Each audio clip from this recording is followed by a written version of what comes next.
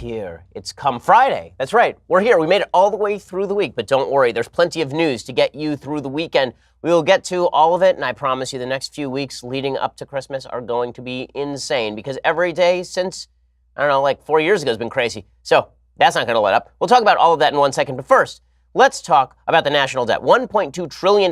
That's what was added to the national debt in fiscal year 2018. Economists say by the end of 2019, we'll be spending more on the interest of our national debt than we spend on Medicare. By 2023, we'll be spending more on just the interest than we spend on our military. As balloon payments become due, you need to ask yourself what the impact of the U.S. dollar is going to be. What is the impact on your investments? And what is your plan? Can you afford another hit to your retirement like the last downturn when the S&P dropped 50%?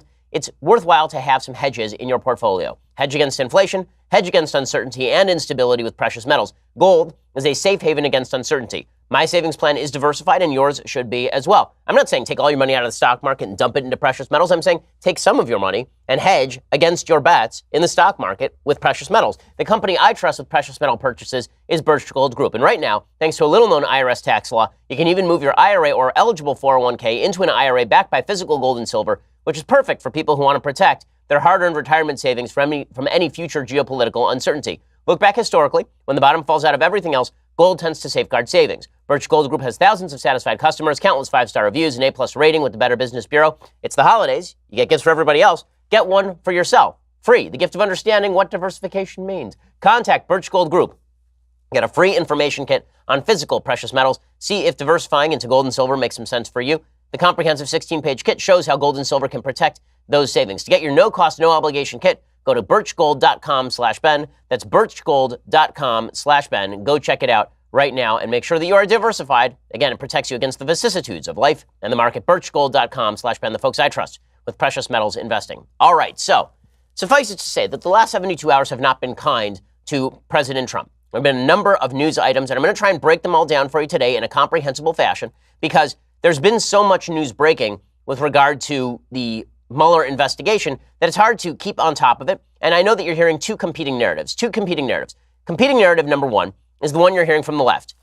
Doom is imminent for President Trump. He will soon be impeached. It's all over. It turns out that Michael Cohen is going to spill the beans, and he is going to show us that President Trump actively colluded with the Russians in the election. It's not just that he received information from WikiLeaks via Roger Stone or something. It's going to be that he was actively working with the Russians to militarize and weaponize that information, and that he suborned perjury to do it. That's claim from the left. We're this close to impeachment. Claim from the right, from people I respect, is that this is basically Robert Mueller in over his head, that he's come up with no actual evidence of criminality, and so he is now trying to create the illusion of collusion on various other matters. So there's no actual criminal activity that took place, and thus all of these ancillary topics really have very little to do with the central contention of the investigation, that they oversold this investigation, and now Mueller is struggling to put together 2 and 2 to make it equal 5. Well, I think that there is some truth to both of these and a lot of falsehood to both of these. My general take is that the evidence is worse for Team Trump than it was a week ago with regard to their relations with Russia. It looks like President Trump may have lied more than he did a week ago. It looks like more members of his orbit have been complicit in working with Russian sources. At the same time, the idea that charges of criminality are on their way, actual criminal collusion, criminal conspiracy, that still seems incredibly far-fetched to me. So it could be ancillary charges of suborning perjury. It could be ancillary charges of obstruction of justice. Those things could be on the table, but the central contention still has been not based in reality. And I'm just going to show you the level of enthusiasm for folks on the left for charges that have not yet been proved. And then we'll get to the actual charges. So you can see Rachel Maddow yesterday on MSNBC. She called into MSNBC, and she said that because Michael Cohen, the president's personal lawyer, had pled guilty to a charge of lying to Congress, that this was the beginning of the end for little Trump. Is Robert Mueller somehow throttled compared to how he used to be able to conduct his investigation and pursue prosecutions related to this matter? Is he unable to bring new indictments because Matt Whitaker won't approve them? And if what you're saying is true and the investigation continues to be overseen by Rosenstein, it just puts a very different cast on this. And I think it makes it actually makes me feel like this must be a much more ominous moment for the White House. Okay, so she doesn't know anything that makes it seem like a much more ominous moment, but it's ominous. Joy Behar, who of course is kind of the stupid version of everyone on the left, She just sort of shouts at things. So here's Joy Behar shouting that Trump should resign. Why? But he should resign. Why? Because she's Joy Behar and she says stuff and her face opens and sound comes out. Today is a good day for Donald Trump to resign. I really believe that. 20 years for me. That would be my gift. For 20 years on the my View. gift. If he would, Donald, do it for me, okay? Today is a good day for him. I struggle to name a day that Joy Behar doesn't think would be a good day for Donald Trump to resign. So let's try and separate out all of the various strands here. So over the past 72 hours, there have been a bunch of things that have happened. The first thing that happened, Michael Cohen pled guilty to lying to Congress about a Trump Organization Russian business deal. So on Thursday, Cohen pled guilty to lying to Congress, we talked about this yesterday, about the Russian investigation in a plea deal with Robert Mueller. Cohen already pled guilty in a Southern District of New York case regarding alleged campaign finance violations and making payments to former Trump paramour Stormy Daniels earlier this year. You remember that one? The allegation is that President Trump had basically funneled personal funds via Michael Cohen to Stormy Daniels, but he didn't use his own money. He had Michael Cohen make an in-kind contribution in order to stop Stormy Daniels from coming clean, and this was somehow a campaign finance violation. Maybe not, but that's what happened earlier this year. Now, Cohen admitted he lied to Congress when he said that the Trump Organization's attempt to set up a Trump Tower in Moscow ended in January 2016. So he had testified that in January 2016, Trump stopped talking about the Trump Tower in Moscow before the end of the primaries and before the general election. Trump himself had tweeted in the middle of 2016 that he had no business relationships in Russia. Now, the language could be true even if he was in negotiations for those business relationships at the time, and even if he had negotiated with the Russians regarding a Trump Tower in Moscow like up to 5 minutes ago. Ironically enough, that tweet that people are citing, the one where Trump says, I have no business relationships in Russia, that tweet could be, I think, escaped by President Trump in the exact same way that Bill Clinton tried to escape a perjury charge when he said that he had not had sex with that woman, Monica Lewinsky. If you recall, his claim was that in present tense, he was not having sex with Monica Lewinsky. And then he was asked, well, you did in the past. And he said, right, but it depends on the definition of is. Right? Well, this could be the same thing. You could have President Trump saying, right, I don't have relationships with business in Russia, meaning like right now, but 5 minutes ago, I did. In any case, Cohen apparently lied to Congress. He says that he made the false statements to be consistent with individual one's political messaging and to be loyal to individual one. Now, what this plea deal by Cohen does not state is that President Trump instructed him to do all of this.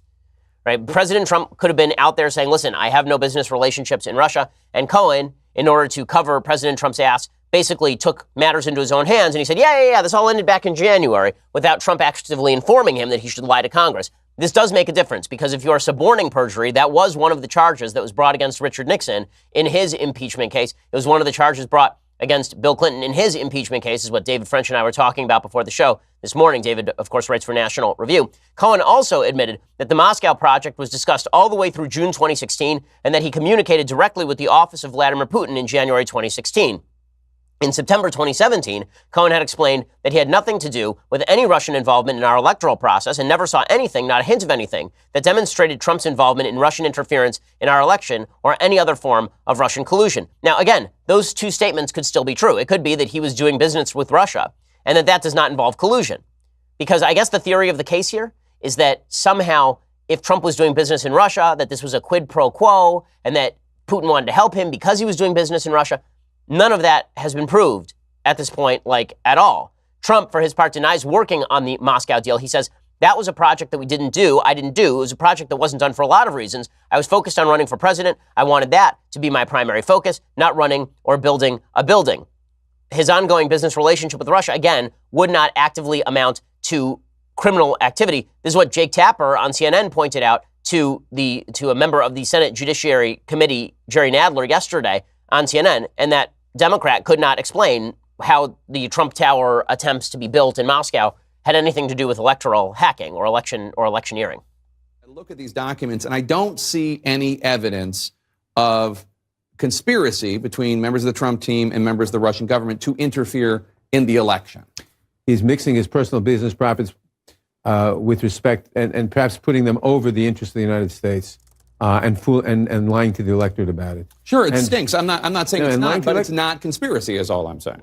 Okay, so what Tapper is saying is exactly right. you can say that it stinks, right? You can say that President Trump, signing business deals with Russia or trying to do so in the middle of an election where he's praising Vladimir Putin, that smells to high heaven in the same way that it smelled to high heaven when the Clinton Foundation was taking all sorts of donations from various and sundry foreign nations who are suddenly getting special treatment from the Hillary Clinton State Department. You can say it stinks in the same way that Barack Obama's administration stunk in terms of Joe Biden and his family making a big deal with the Chinese government while Biden was vice president, according to Peter Schweitzer, right? You can say all of those things. None of that is necessarily criminal. Now, President Trump went on Twitter this morning and he said, "Oh, I get it.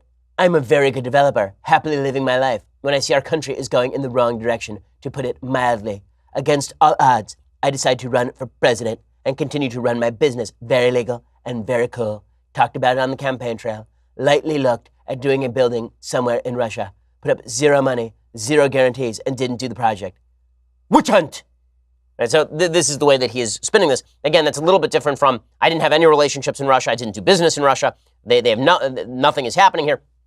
That seems to be a bit of an exaggeration, at the very least, or a lie at the very most. But that, again, is not perjury because he has not testified to any of that. Okay, so that was story number one, the Michael Cohen pleading guilty and saying that he perjured himself in front of Congress about the involvement of the Trump family and Trump organization in a business deal in Russia. Again, that does not amount to electoral collusion. It does not amount to election hacking. It doesn't amount to a quid pro quo. It doesn't amount to any of those things. It amounts to an ancillary crime that took place after the campaign when Michael Cohen was testifying before Congress. And it has a lot of people on the right asking, okay, well, we know James Clapper lied in front of Congress. We know Eric Holder was held in contempt of Congress. We know that a bunch of officials from the Obama days lied in front of Congress. Hillary Clinton lied in front of Congress on Benghazi, for that matter. We know all of those things. But none of those people were prosecuted. So is this just an attempt by Robert Mueller to cram down a crime on Michael Cohen to get him to flip on Trump? The answer is maybe. But does that mean that Trump is off the hook? Not necessarily. Two things can be true at once. One, it's not fair that all those other people went unprosecuted. Two, Michael Cohen may have lied to Congress. Three, this actually does not mean that Trump colluded. It does not support the central charge that Trump colluded in conspiracy to hack the election in 2016. We'll get to some of the other news events. I'm trying to break this down for you in as simple a fashion as possible. Then we'll get to the latest updates. But first, let's talk about what you are going to get as a gift for somebody this Christmas or Hanukkah. What's the worst or weirdest gift you ever gotten? Is it an ugly sweater? Is it a terrible fruitcake? Don't you wish that that person had just given you cookies instead? Because cookies are God's gift to humanity. Benjamin Franklin said that beer was proof that God loves us. Cookies are the actual proof that God loves us. Cookies are just, listen, I don't have to pump how great cookies are. This is a proposition that should sell itself. Why? Because Mrs. Fields is now sponsored on this. I could not be more excited about this, okay? Mrs. Fields is sponsored on this program. For over 40 years, they've made delicious treats like their signature chocolate chip cookies, which are delicious, handcrafted frosted favorites, melt-in-your-mouth brownies. Mrs. Fields, many of their products are kosher. This is why I'm so excited to talk about Mrs. Fields. I remember there was a time when my wife and I were in Buffalo, New York, and we did not have any food in Buffalo, New York. And by the time we got to the airport, we were starving. What did we do? We bought about 1,000 Mrs. Fields cookies, and we survived on those Mrs. Fields cookies for a full 12 hours. And it was the happiest 12 hours of our life because the food is great. Mrs. Field, ordering is easy. They can ship your gift anywhere across the U.S. Plus, you can add a personal touch with a custom message, company logo, or family photo. Mrs. Fields even offers a 100% customer satisfaction guarantee. They have gourmet tins, gift tins, and baskets. They make a perfect present. This year, send a fresh baked gift no one can resist. Right now, get 20% off your order when you go to mrsfields.com and enter promo code Shapiro. That's 20% off any gift at mrsfields.com, promo code Shapiro. Again, mrsfields.com, promo code Shapiro. I shouldn't have to sell this one to you. It's cookies. They're delicious. You send them. People will give you credit. They will give you back a cookie. Come on. And you get 20% off when you use promo code Shapiro. mrsfields.com, promo code Shapiro. Go buy some cookies. I mean, come on. It's like the easiest sell in the world. Go check it out right now. mrsfields.com. And again, use that promo code Shapiro. Okay, back to the revelations of this week. So revelation number one was Michael Cohen's testimony. He pled guilty to lying to Congress about the Trump Tower in Moscow, which apparently was still being negotiated by members of Team Trump, up to and including possibly Donald Trump Jr., all the way up to June 2016. Two, Mueller's team is now looking into President Trump's phone calls with Roger Stone, right? This is another revelation we talked about earlier this week. Basically, the idea is this. There is a chain of gossip that goes from WikiLeaks to Jerome Corsi, a conspiracy theorist, to Roger Stone, another top political operative / conspiracy theorist, to President Trump. And Trump is calling Stone, who's getting information from Corsi, who's getting information from WikiLeaks. And basically, via this process, Trump is saying to Stone something like, what are you hearing? And Stone's saying, well, I'm hearing from my good friend Jerry Corsi that WikiLeaks is going to dump some stuff on Hillary's health. Maybe you should talk about Hillary's health. And Trump's like, okay. And then the next day he goes out on the stump and he says, Hillary, looks like she's going to keel over. Okay, that's not collusion. That is Trump operating off rumored information. Not the same thing as Trump actively militarizing information with the help of the Russian government in exchange for something happening. Is it good? No, it's not good. But Hillary Clinton actually did do the exact same thing during the 2016 election with regard to the Ukrainian government, which was providing her dirt on Trump at the same time. That was reported by Politico at the time.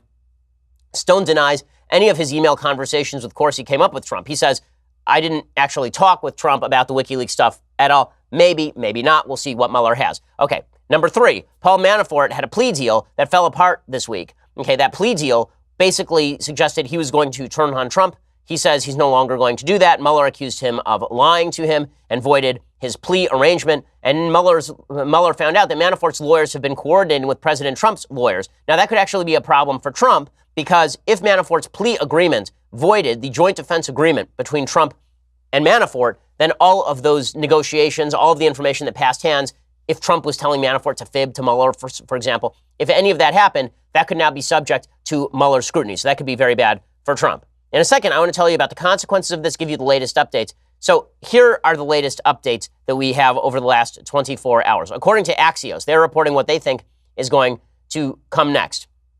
Garrett Graff writes a piece for Axios talking about what he thinks is going to happen now. He says, Michael Cohen's lies to Congress fit an odd pattern. Multiple people in Trump's orbit have outright lied or forgotten about a whole variety of contacts with Russian officials, developers, oligarchs, and emissaries. It's a uniquely consistent problem across many top aides that only seems to occur when the subject is Russia.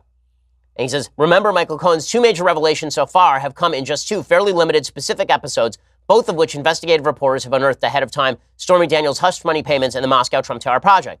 Cohen worked with Trump for a decade. What else don't we know?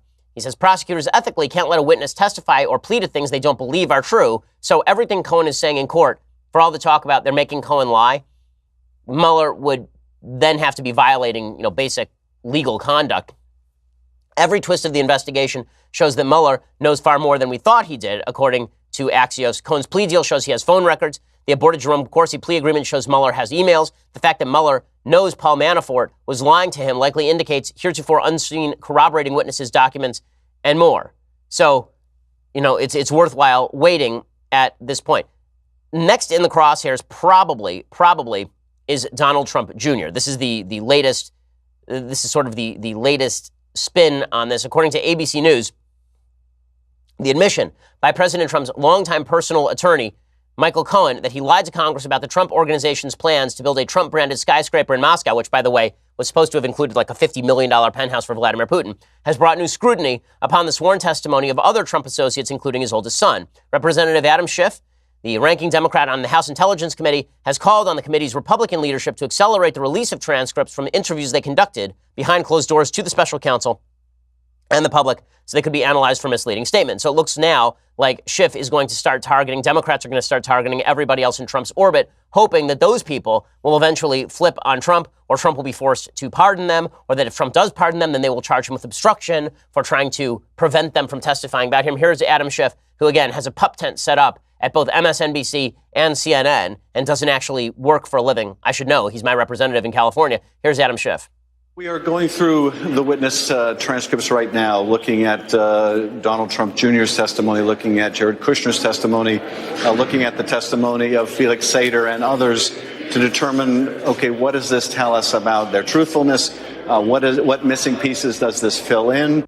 Mark Warner, who's the senator from Virginia, he says, let's face it, you've got all these close associates of the president, one after another, pleading guilty, often pleading guilty about their ties to Russia and Russians. He said, what are they covering up for? The reason Donald Trump Jr. could be in the crosshairs is because during his appearance before the Senate Judiciary Committee in September 2017, he was asked about efforts to build Trump Tower projects in Moscow.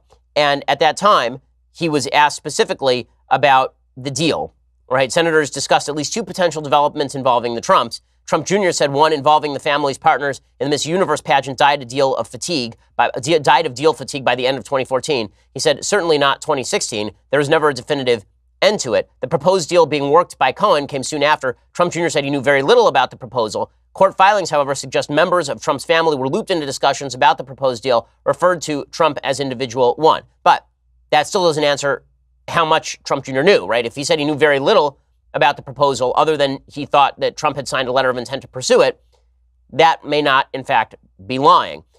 All of which is to say, we still don't know what Mueller knows. We still don't know what is coming. What we do know is that the original claim in all of this, the original claim, the powerful claim from the very beginning, is that President Trump was colluding with the Russians to hack the election. And the idea of hacking the election meant that there was an attempt by Trump to actively collude with the Russians to weaponize information, hacking Hillary Clinton's emails, that his people were working with the Russians to hack Hillary Clinton's emails, or that there was a quid pro quo and Trump was going to give the Russians something in exchange for going after Hillary Clinton or something like that. None of that has yet been proven. So there are only a couple of paths that seem quote unquote impeachable.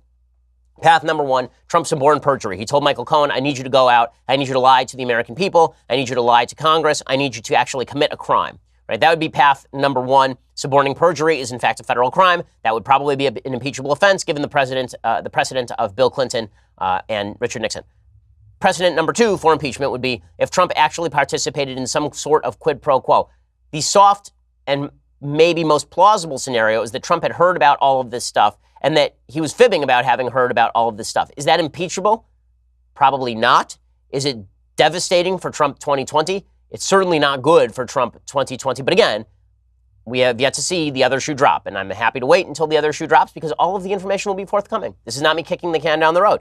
It's just we don't have enough information yet. So I'm not going to jump to conclusions. Okay, in just a second, I want to talk about this horrifying report about U.S. life expectancy. Plus, I want to get to Mark Lamont Hill, who was fired from CNN yesterday. First, let's talk about how you defend yourself. When the founders crafted the Constitution, the first thing they did was make sacred the rights of the individual. The second thing they did was make sure that you had a gun so you could protect those rights. You know how strongly I believe in the Bill of Rights and the Constitution. You should too, and you know who does? Bravo Company Manufacturing. It was started in a garage by a Marine veteran more than 2 decades ago to build a professional-grade product that meets combat standards. BCM believes the same level of protection should be provided to every American, regardless of whether they're a private citizen or a professional. BCM is not a sporting arms company. They design, engineer, manufacture life-saving equipment. They assume every rifle leaving their shop will be used in a life or death situation, so it better work. Every component of a BCM rifle is hand-assembled and tested by Americans to a life-saving standard.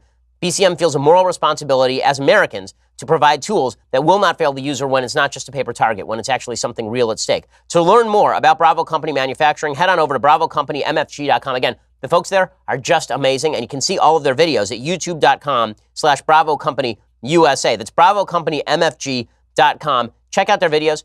The folks who run it, the folks who created it, the folks who work there, they're just amazing people. Check it out, youtube.com/Bravo Company USA. And if you're ready to buy something from them, go check out BravoCompanyMFG.com. They really are first rate. Okay, so in media news, Mark Lamont Hill has now been fired from CNN. He was fired for a good reason, because he went in front of the UN, in front of a bunch of genocidal, anti-Jewish, anti-Semitic countries, and he said, from the river to the sea, Palestine will be free. Right, okay, that is a Hamas slogan. The slogan is that Israel will be fully destroyed and that all the Jews in the area will be killed or expelled into the sea. Okay, that is literally what that means. This is not a dog whistle. This is just saying stuff out loud. Now, that's not a dog whistle. That's not making a vague reference. Now, Mark Lamont Hill tried to claim, no, I was just saying human rights for everyone. Really? That's why you, in front of the UN, justified terrorism against Israelis. I mean, he literally did this. And then he went out and spouted a slogan that receives wild applause from the Iranians, from the Palestinians, from everyone who wants to see the Juden pushed into the sea. So Hill did all of this, and it sparked immediate backlash. Why? Because it is a Hamas slogan. Okay, so CNN eventually, so Lamont Hill then tweeted out, he's not anti-Semitic, said, I do not support anti-Semitism, killing Jewish people, or any of the other things attributed to my speech. We didn't attribute it to your speech. You said it. Okay, it's not attributed. It's just anti-Semitism. And he said, what I meant by river to the sea was not a call to destroy anything or anyone. It was a call for justice, both in Israel and in the West Bank, Gaza. The speech very clearly and specifically said those things. Actually, the speech did not clearly and specifically say any of those things. This is just a blatant attempt to rewrite all of this stuff. I mean, this is what he actually said at the UN. Contrary to Western mythology, black resistance to American apartheid did not come purely through Gandhi and nonviolence. Rather, slave revolts and self-defense and tactics otherwise divergent from Dr. King or Mahatma Gandhi were equally important to preserving safety and attaining freedom. If we are to operate in true solidarity with the Palestinian people, we must allow the Palestinian people the same range of opportunity and political possibility. Okay, so he's talking about slave revolts, and he's comparing that to Palestinians committing acts of terror and defending it. So all of this is just a lie, and so CNN fired him. Now, this raised a lot of questions from people about whether he ought to be fired. Here is the rule on whether you ought to be fired, because we've had several situations in which commentators have said things or tweeted things, and then they were fired. So I defended the Roseanne firing. The reason I defended the Roseanne firing at the time is because I said that NBC did not have evidence that she was a quote-unquote racist, and then she said something about Valerie Jarrett that was on its face racist. She is the character. NBC does not have to take $1 million loss in order to keep promoting a show that is going to get destroyed in the ratings. That is not their responsibility. It went to the core business. She said something unacceptable, and it was new material. I said about Sarah Jeong, who's a columnist for the New York Times, that she should not, in fact, be fired. The reason was not because she hadn't said terrible things in the past. It was because people dug up old stuff she'd said in the past. The New York Times had hired her knowing all that stuff was there, and so there was no new information being presented to the New York Times. It was just a social media mobbing, in the same way I defended James Gunn, right, who had a bunch of old bad tweets, bad jokes about pedophilia and such, and I said, Disney knew about this at the time. This is just a social media mobbing. So my basic rule is this. Private companies, first of all, have a right to do whatever they want. Number two, if you threaten the brand of the company has a responsibility to its shareholders to take you out. Number three, the question is whether a new piece of information has been emergent or whether this is just ginned up outrage about a piece of old Twittery. Okay, Mark Lamont Hill did something new. We knew that Mark Lamont Hill did all this stuff years ago. If, for example, people said, Mark Lamont Hill back in 2008 defended Louis Farrakhan, he should be fired. I'd be like, probably not. Probably not. Now, I don't like Mark Lamont Hill. I think he's terrible, but probably not. But this is a new thing that he did, a new piece of information. So CNN not only had every right to fire him, this was a piece of open anti-Semitism. Now, I have to tell you, it's unbelievable how exactly the folks on the left have covered the Mark Lamont Hill statements. And it just demonstrates that for the left, as long as you say anti-Semitic things about Israel, we pretend that it's not anti-Semitic. Okay, the actual headline from the Washington Post was this: CNN fires Mark Lamont Hill in wake of remarks criticizing Israel and calling for a free Palestine. That is not why they fired him. They fired him because what he said was anti-Semitic. It wasn't that he was criticizing Israel and calling for a free Palestine. If you actually want to quote the entire phrase, quote the entire phrase. This is just an outright lie. There are people who are in favor of a two-state solution who say, yeah, we want a free Palestine. You know who would be among those people? Members of the Israeli cabinet who have called for a two-state solution for nigh on 30 years. It's not going to happen, by the way, because the Palestinians don't want a two-state solution. But that's not what Lamont Hill said. He said free Palestine from the river to the sea. The river meaning the Jordan River, the sea meaning the Mediterranean Sea. You know what's in the middle of there? That would be Israel right there. So he's talking about the complete destruction of the state of Israel. That's a blatantly anti-Semitic statement. And the Washington Post covers it as though it's just controversial. Not really, mostly just controversial. Not anti-Semitic per se. Come on. And the Hill does the exact same thing. So the Hill's headline suggested something like, suggested exactly the same thing, that it was just a controversial statement, that Mark Lamont Hill hadn't done anything truly terrible. He hadn't said anything anti-Semitic. It was just, a little weird. It was just a little weird. Again, the willingness of so many on the left to overlook anti-Semitism coming from the left by saying, well, it's not anti-Semitic, it's just anti-Israel. It just shows you that when people say, I'm not anti-Semitic, I'm just anti-Israel, maybe that's true. But there has not yet been an anti-Semite who is not anti-Israel. I mean, here's the headline from The Hill. CNN cuts ties with Mark Lamont Hill after Israel comments. People make comments on Israel all the time on CNN. That is not exactly what happened. Now, contrast this media coverage of Mark Lamont Hill's comments with the media coverage of Tucker Carlson, and you can see the double standard. It's the same Washington Post that said that Mark Lamont Hill was only being criticized for being anti-Israel. That same Washington Post claimed yesterday, the media critic Eric Wemple, that Tucker Carlson of Fox News was a neo-Nazi favorite. What proof do they have that Tucker Carlson is a neo-Nazi or is complicit with neo-Nazis or is working with the neo-Nazis? Their only proof is an article from BuzzFeed talking about how the Daily Stormer, which is a neo-Nazi website run by a piece of crap named Andrew Anglin, featured articles about Tucker Carlson like 265 times. Wemple said, whereas a host like Hannity, for example, forever parrots Trump's talking points, Carlson has consistently pursued storylines and polemical themes that please racists. Carlson hypes alleged crimes and dislocation caused by immigration. He demands the U.S. elites defend the cliche that diversity is our greatest strength. He circulates bogus material about South Africa's alleged injustices against white farmers, and he cheers Trump's hardline immigration policies. Okay, how any of those things are neo-Nazi material is beyond me, but that didn't stop Eric Wemple from basically labeling Tucker Carlson complicit and working with neo-Nazis for saying things that are basically conservative/populist, and then lumping him in with the neo-Nazis. So let's just get this straight. Mark Lamont Hill says the Jews should be killed between the river and the sea. When you say free Palestine from the river to the sea, you're talking about a Judenrein area called Palestine where no Jews live, and the destruction of the Jewish state as an entity. That, according to the Washington Post, is just controversial anti-Israeli commentary. Tucker Carlson, however, for saying that he disapproves illegal immigration and wonders whether diversity is in fact strength or whether we have to have some common set of shared values, that makes him a neo-Nazi. The media bias when it comes to the accounts of particular viewpoints is truly astonishing. Truly, truly astonishing. Okay, in just a second, I want to talk about a couple of controversies with regard to Twitter and then the worst story of the day. But first, let's talk about how you can save on your healthcare coverage. Did you ever make a change and wonder to yourself, why didn't I do this a long time ago? That's what's happening with thousands of people with regard to their healthcare. They're joining Medi-Share, and they're asking themselves, why didn't I do this earlier? Medi-Share is based on the biblical principles of caring for and sharing in one another's needs. As such, Medi-Share is more than healthcare. It's a community of believers who share one another's healthcare costs and even pray for each other. Medi-Share is exactly what I've always talked about when you talk about the formation of community and social fabric to take care of one another. This is what Medi-Share does in a way that saves you money. It's growing like crazy. They have 400,000 members. To give you an idea of the savings, the typical Medi-Share family saves $500 a month. It's a lot of money. What do? Well, basically, they're making sure that if, God forbid, something catastrophic happens to you in terms of health, that you are now covered, and that cost is shared among this community of believers. And again, every time you have a healthcare problem, you legitimately have people writing to you, if you're a member of Medi-Share, and talking about how they're praying for you, seeing what they can do for you on a charitable basis as well.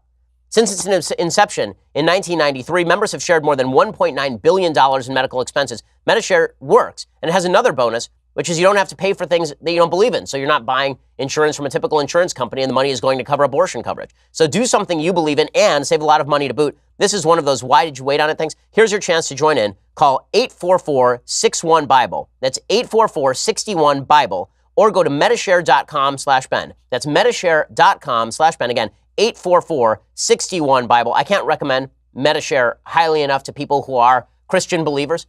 If you are a Christian and you are looking for healthcare coverage and you are looking for a community and a social fabric to pick you up and you want to save money on your health insurance, this is the best way to do it. Go to Medishare.com/Ben. That is Medishare.com/Ben. 844-61-BIBLE. Again, 844-61-BIBLE. Go check it out right now. Fantastic option, particularly for young families. It really is quite terrific. Okay, so I want to get into a Twitter controversy and the worst story of the day and the mailbag. We got a lot coming up, but you're going to have to go over to dailywire.com and subscribe. $9.99 a month gets you the rest of my show live, the rest of Andrew Klavan's show live, the rest of Michael Knowles' show live. You want to ask me a question in the mailbag?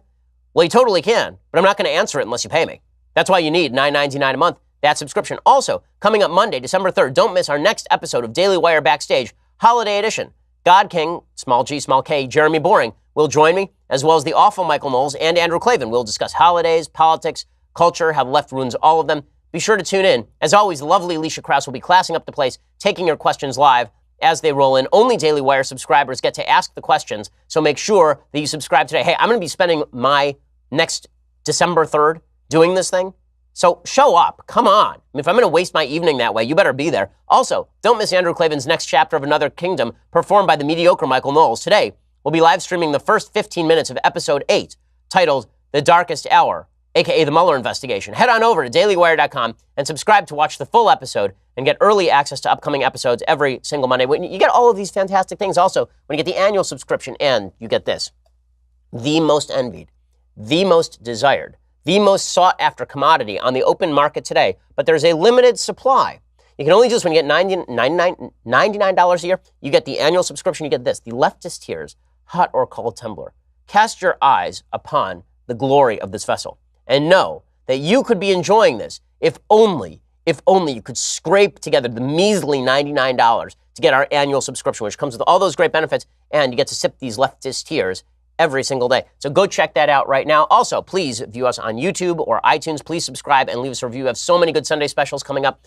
We do all this for you, and all we ask is that you spend money on us and treat us well like you would a spouse, and that you commit to us for the long term, and that you leave us a nice review and give us compliments, the way that you would a spouse. That's all we ask of you. Really not much when you think about it.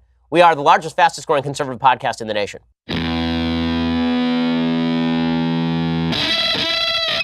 So yesterday, in other news, Laura Loomer, she'd been banned from Twitter. The reason that she'd been banned from Twitter is because she tweeted something out about the evils of radical Islam. And she did something that I thought was actually quite good for the most part, and then she blew it with some of her publicity ploy. So she chained herself to the Twitter headquarters to draw publicity. Totally fine with this. It's a form of protest. She's totally fine doing it. And she pasted above the Twitter doorway a couple of competing tweets.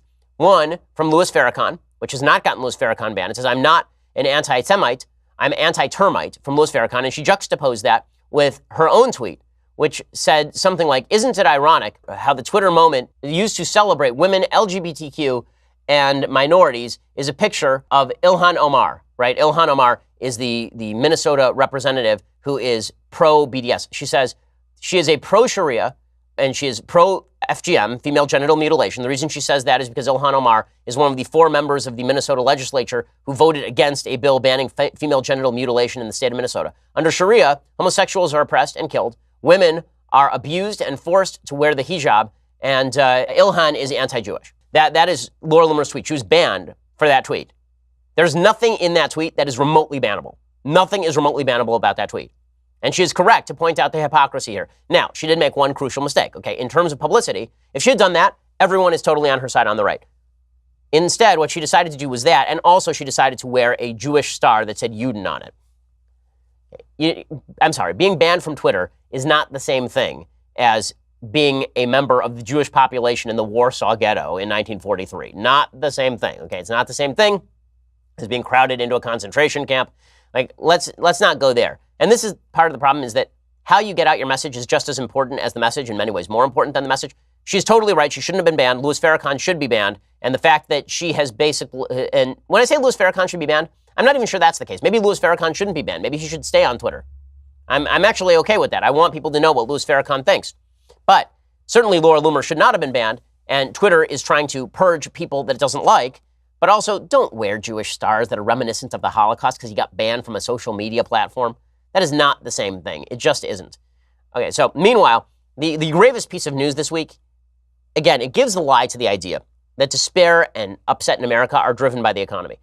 Here's the story. Life expectancy in the United States dropped yet again as drug overdoses continued to climb, taking more than 70,000 lives in 2017, and suicides rose again, a U.S. government report said Thursday. The drug overdose rate rose 9.6% compared to 2016. Suicides climbed 3.7%, according to the U.S. Centers for Disease Control and Prevention's National Center for Health Statistics. As a result, the average lifespan in America dropped to 78.6 years, a decrease of 0.1 year from 2016. This is the second straight year in which life expectancy in the United States has dropped after rising consistently for legitimately 100 years. Okay, this is a serious crisis, but it is not an economic crisis. What I'm seeing from a lot of folks is, well, this is because they're the economically dispossessed. This does not work. The reason this does not work is suicide rates are now higher than they were, I believe, during the Great Depression. Certainly drug overdoses are a lot higher than they were during the Great Depression. Things were a lot worse then. We've had significantly worse economies. Even, you don't have to go back to the Great Depression. Go back to 2008, 2009. The life expectancy did not drop in 2008, 2009. And the fact that life expectancy has dropped yet again is an indicator that there is something missing in the American soul, that we have destroyed our own social fabric, that we have atomized ourselves into these little, not even groups, into basically polarized marbles walking around the world suspicious of everybody around us, that we have no values that we hold in common, that we feel threatened, that we feel empty, that we're looking for something. If we don't have shared values, if we don't have social fabric, if we don't have community, if we don't know what America is about or what we're doing in the world, if we don't have purpose and meaning, it makes it almost impossible to live a fulfilled life. I say this because I have a new book that's coming out And I'm not just pitching the book. I have a new book coming out next year that is specifically about this. What were the shared values of the West that built the West? And how have we lost those things? We live in a time of unprecedented material prosperity, in a time of unprecedented personal freedom. And yet, life expectancy is dropping in the United States. That is happening because there is a God-shaped hole in the American heart. There is a crisis of what you're supposed to do when you get up in the morning. You know, we've been promoting empty nostrums, like go make the world a better place. Okay, this presupposes a couple of things. What? One, what is a better place? Two, that you have the capacity to make the world a better place. But at the same time, we have been telling people you don't actually have the capacity to make the world a better place. You're nothing more than a ball of meat wandering around aimlessly in the universe without free will. And also, social forces are organized against you. So why in the world should you go out there and try? And two, we've not defined what better looks like. Okay, if better just means material prosperity, then why are the suicide rates going up? Better always meant spiritual fulfillment. But we don't have spiritual fulfillment in a time when we have cast the spirit out. We have no spiritual fulfillment in a time when we have decided that God, family, community, the very basics of what it means to be a fulfilled human being over the course of human history, all those things are irrelevant. The only thing that matters is virtue signaling, politics, rage, showing other people how much you care about things, and despair. Despair because obviously you're not in control of your own life. This is why so much of my message is concentrated around what can you do in your life to make your life better. You want to make your life better? Go do it. And if there's an obstacle, then let's talk about the obstacle. But if you are spending all your life focused on everything around you and why it's bad, and you're doing that because you lack a sense of purpose, you're not going to be happy. You're going to despair. You're going to feel like there's no one there to pick you up. We all have to be together to pick ourselves up. And I don't mean through government. I mean through shared values and shared community and a social fabric built up over the course of 3,000 years of Judeo-Christian history. This is tragic, tragic stuff. Okay, let's do a little bit of the mailbag. John says, hey, Ben, I want to ask you to elaborate on why you think Marbury was wrongly decided and judicial review is not the role of the Supreme Court. I'm not too knowledgeable in this area, but I've never heard this argument before, and it seems pretty interesting. Any thoughts would be great. Thanks. So the basic idea here is that if you read the Federalist Papers, as we do every week, what the founders envisioned is that all of the branches would check one another. The judiciary would check the executive would check the legislative would check the judiciary, and all of the rest. Making the Supreme Court the final purview of constitutional adjudication prevents a final check from taking place. It means that only the Supreme Court has the purview of interpreting what the Constitution means. The very oaths that people take upon taking office in the United States Congress or upon taking office in the presidency is to uphold, protect, defend the Constitution of the United States. Their interpretations matter just as much as the judiciary's interpretation of the Constitution. So the idea that the judiciary can say what the Constitution is and use that to strike down laws seems to me a wild misrepresentation of what the judiciary was meant to do. There's nothing in the Constitution itself that says that the judiciary gets to take a law from the legislature, hold it up against the Constitution of the United States or an action of the executive, as in the case of Marbury versus Madison, and then strike down that action. It actually takes power away from the American people, and it removes responsibility from the American people to vote for politicians who will uphold the Constitution. Instead, we sort of outsource it to the judiciary and then pretend that the judiciary is a non-political implement. Now, the case against me is that in Federalist 78, Alexander Hamilton talks about judicial review a little bit. He talks about the idea that the judiciary is there to interpret the law, and should the judiciary become a political body rather than anything else, then it would stop fulfilling its purpose. Okay, but that's exactly what it's done, right? Because the judiciary has been given the power to interpret the Constitution, it's become a political tool. Sole power means authoritarianism from any branch. Jacob says, Dear future Chief Justice Shapiro, I'm proposing my girlfriend, who I've known for 10 years next Saturday. Any words of wisdom on how not to screw it up? How not to screw it up? Well, first of all, when you say you're proposing to your girlfriend, we have to determine which sort of proposal we're talking about. Do you know she's going to say yes?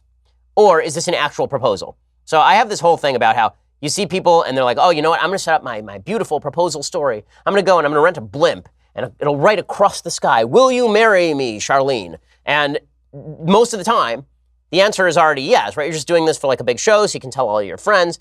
I don't like those proposal stories. I think they're BS. I think that the thing that is important is the original time you ask the question. And the original time you ask the question, the question is why she has not committed heretofore. If the real question is how do you convince her, then the answer should be obvious, which is you commit to her. You say, listen, I want to give you the rest of my life. That's what I want. I want to give you the rest of my life, and I want to partner with you in this journey. You're the person that I choose to be my partner in this journey to create a family, to create the fundamental building block of society, share values, to be with until I die, because things are going to be great and things are going to be tough, but because we believe in the same things and we share the same soul, then we should be together. So just transcribe that and then say it to her. Andrew says, hey, Ben, I used to disagree with you about parents staying together for the sake of the children, even if they want a divorce. My parents are still together for 33 years, but it's clear they are deeply unhappy. In any event, I have a friend who has had 6 children in 8 years with his wife. Now he's talking about leaving, even though he said he'd still take care of his kids. I told him it was too late to back out now. He disagreed, so we had a friendly argument. By the end, I was fully advocating and agreeing with your position on the subject. I was surprised to see how quickly my thoughts on the subject changed through the course of a single conversation. Have you had an experience where your mind was rapidly and unexpectedly changed on a subject? If not, what has been the fastest amount of time you've changed your mind on something? Well, new evidence tends to change my mind. And usually changing your mind, I think that even in the course of this conversation, Andrew, it wasn't the conversation that changed your mind. I think that you had heard this opinion articulated many times, the one you ended up at, many times, and this was the final straw that broke the camel's back. The art of persuasion is not trying to convince someone in one conversation. It's building up a case, and then finally there's a piece of evidence that breaks the camel's back, and that's how you end up at that position. That happens to me on a fairly frequent basis. My guess is that that's what happened to you here. Kevin says, what are we going to do about the robots? Automation, lethal autonomous weapons, drones, machine learning taking jobs, etc. Well, big question. My basic thing is, I think that we are the ones who set the parameters for the machines. If we're not setting parameters on lethal weaponry with self-learning capacity, then we wouldn't like Skynet. But I'm really not that worried about technology taking jobs, because every technology ever created has created more prosperity and more jobs over the course of time. Steven says, hi, Ben. I'm considering visiting Israel. Any tips or suggestions for things to do or places to visit? Thanks. I love your show. Israel's an amazing country. You should try to see as much as you can top to bottom. It's also an incredibly small country, so you can actually do this. Everybody visits Jerusalem, which of course you should. I'm not that keen on visiting Tel Aviv. Tel Aviv is basically just like any other American city, so I don't think that you gain all that much from Tel Aviv per se. If you're looking for sort of the culture of Israel, I would recommend that you go to Tzfat, which is the mystical city in Israel. Safed, the mystical city in Israel, is pretty fantastic. Akko, Acre, which is a historic site in terms of Israeli history for the Crusades. It was obviously a historic site as well. That's well worth seeing. You should go see Judea and Samaria if you can. You should go out to see Efrat, which is a Jewish settlement, so you can see what a settlement actually looks like.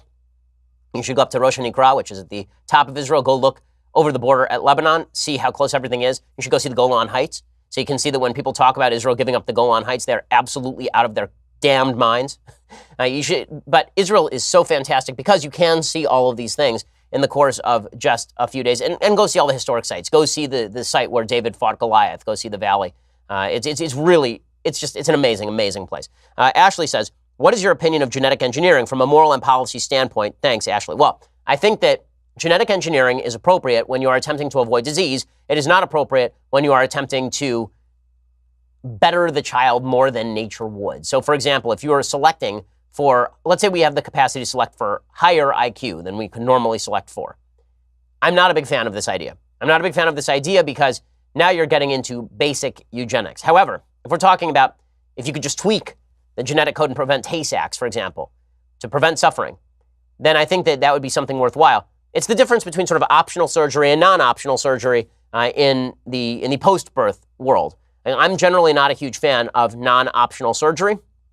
If you're just getting a surgery because you want your tummy to look a little bit better, I don't think that it's tremendously immoral, but I don't think it's good. When you're talking about actively changing how someone's entire life will go, I think that you're looking at immorality and handing a power to a doctor that doctor should not have. But if you're talking about a cancer surgery, obviously that's necessary. If you're talking about preventing cancer in a baby, that's necessary. Getting rid of a BRCA gene or something.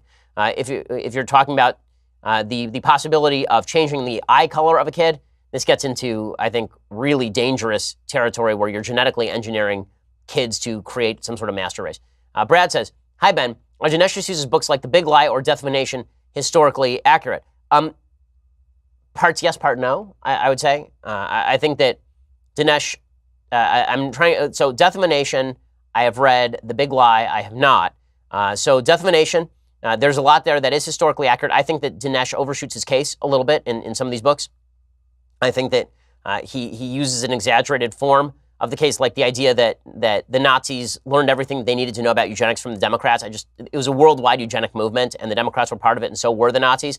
I think the idea that the Democrats are, the greatest force against human freedom, and that all the other bad guys learned from the Democrats. I have some problems with that. I think that you can argue that the Democrats were a force against human freedom and for eugenics and for human rights violations in the 1900s, 1910s, 1920s, 1930s. I think all of that's true, but I think exaggerating the case is not particularly necessary. Casey, and by the way, I like Dinesh. I'm friendly with Dinesh. Casey says, hello, Ben. In my discussions with pro-choice individuals, the question that I always seem to get hung up on is what about the aftercare of women who no longer have abortions? If we manage to sway the country to where abortions no longer happen, what would you recommend, or what are your thoughts on how we would take care of the women that are no longer having abortions and may very well be single parents? I really enjoy your opinions and podcasts. Okay, this is the last question. So I think that we don't focus enough on the amazing thing that adoption is. I think we need to focus on the courage of people who take adopted babies. It is a courageous thing to take a baby who is not born of your genetics and to try and raise that child. I have too many friends who have adopted, and I see what they go through depending on who the kid is. And I see that they love these children as much as their own genetic children if they have both. These are amazing people. Taking an adopted kid is basically the greatest thing that you can do in this life, I think. And beyond that, I think that a mother who has the courage to see that her child needs a mother and a father and is willing to make the emotional sacrifice of giving up her own child to a better situation, knowing that a better situation exists, that's an act of courage as well. And women who do that, instead of killing the baby in the womb, those women should absolutely be celebrated. Okay, time for some things I like and then some things that I hate. So things that I like, I do love this. So Payless Shoes, they opened up a pop-up store. And they called the pop-up store Palessi, P-A-L-E-S-S-I. And it is spectacular. So here's what they did. Payless opened a fake pop-up store called Palessi in an LA mall and invited influencers to the grand opening. The store was stocked with Payless shoes in disguise. A woman in a TV ad was holding a pair of $20 sneakers, and she said, I would pay $400 or $500 for these sneakers. Another shopper called the Payless shoes elegant and sophisticated. The stunt even included a sleek website and an Instagram account. About 80 influencers attended over 2 nights, according to Payless. They shelled out a total of $3,000. One shopper spent $640 for a pair of boots, which represented an $1,800% markup.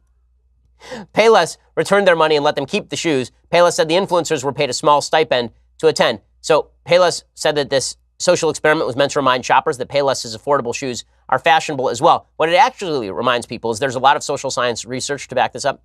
People don't just buy things because they think that those things are nicer, so they pay a more expensive price. People on the upper end buy things that are expensive because they think that the price itself dictates the quality of the product. They think that a product that is identical but costs more must be nicer, because we've all learned that if people are willing to pay more for something, that means that it's nicer. So you will see retailers who will actually retail things for an extraordinary markup, particularly in the fashion industry where taste is subjective. And then, because it's really expensive, people think that it's better. People think that it's nicer. And so the markup in the fashion industry is really, really strong. This is why competition is so necessary. But here's the thing. Could Payless have gotten away with this indefinitely? No. Because what would have happened over time? What would have happened over time is somebody would have bought a Payless pair of shoes for $20. And then, presumably, after 3 weeks, when the Payless pair of shoes starts to fall apart, for example, when these boots don't hold up the way an actual $640 pair of boots hold up, then the reviews start coming in on Paylessy.com and on Amazon.com, and people begin to realize that these boots are not worth it, and the place goes out of business. This is why people misunderstand fraud in capitalism. They're like, well, capitalism, it leads to fraud. People are going to defraud people.